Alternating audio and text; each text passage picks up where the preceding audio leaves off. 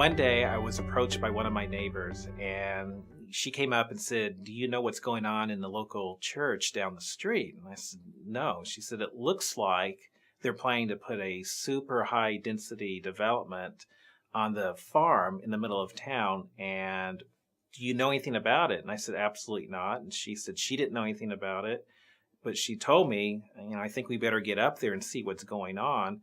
And maybe we should tell some of the other neighbors." So we went door to door and we knocked on the door and we told people there's this big meeting going on up at the church, and please come down and see what's going on because it's going to affect the future of the entire community.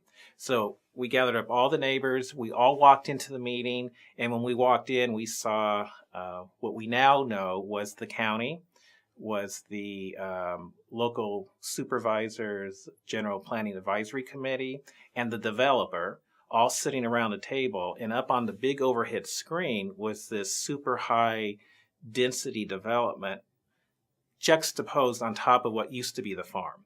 And we had no idea that this was going on. So we just stared at the screen. We were shocked. The meeting ended. We didn't say much.